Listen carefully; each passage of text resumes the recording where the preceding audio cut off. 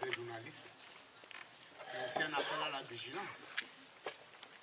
Parce que, vous savez, moi je me rappelle bien, qu'en d'autres époques, on avait brandi une procédure judiciaire contre les responsables politiques parce qu'ils ne payaient pas les impôts attendus pour vouloir les disqualifier.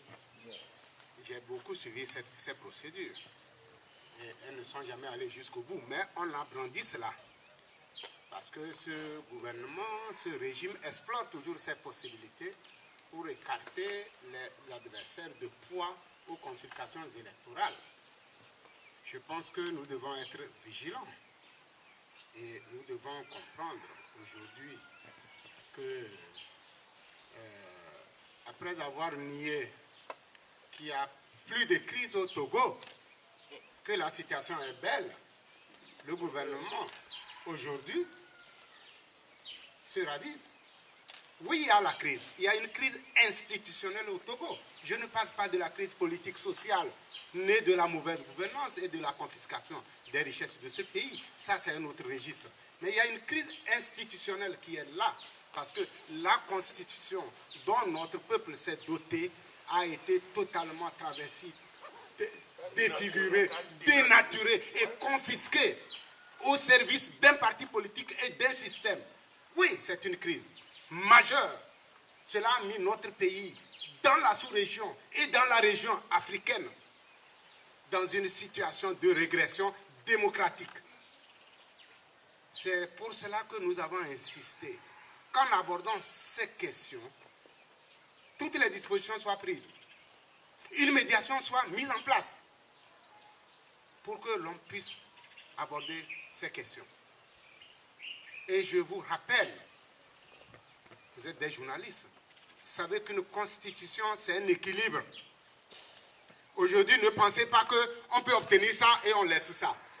Si on n'équilibre pas une constitution, elle reste encore en deçà des attentes d'un peuple. Et vous comprenez bien que si nous avons mis 2 ou 3 jours à tirailler sur cette question, c'est parce qu'elle est d'une importance majeure. Nous n'allons pas crier victoire, mais nous pensons qu'aujourd'hui le régime adhère à ce constat qu'il a toujours essayé de nier, que la crise institutionnelle est récurrente au Togo et qu'il convient d'y mettre fin. C'était même le souhait que nous avons exprimé ensemble en 2006 lorsque nous signions l'accord politique global. Nous tous ici, nous en étions acteurs. La question a été toujours reportée, mais aujourd'hui, nous sommes en phase de mener, s'il plaît à Dieu, le dernier dialogue. En tout cas, nous le souhaitons véritablement. Il faut que notre pays rompe avec ces dialogues interminables. Alors, donc, dans ces conditions, nous serons très vigilants, mais nous vous appelons à la vigilance. Nous n'allons pas discuter s'il y a une sorte de d'épée de Damoclès sur la tête des dirigeants de l'opposition dans cette affaire que vous connaissez bien, fabriquée de toutes pièces. Nous ne voulons pas ces négociations, mais nous irons jusqu'au bout pour que notre pays soit doté d'une constitution qui assure sa pérennité sur le plan démocratique. Et nous veillerons, vous serez là aussi, pour que les dirigeants de l'opposition aient accès dans ce pays à une justice, s'il doit y avoir justice. Et ce que Maître Adjavan a exprimé, moi aussi je suis juriste, je suis avocat, je pense que vous comprenez que si on veut nous envoyer aux assises, alors là, commencera aussi un débat récurrent, un combat très récurrent pour ce pays. En tout état de cause, vous devez rester vigilants, vous les journalistes.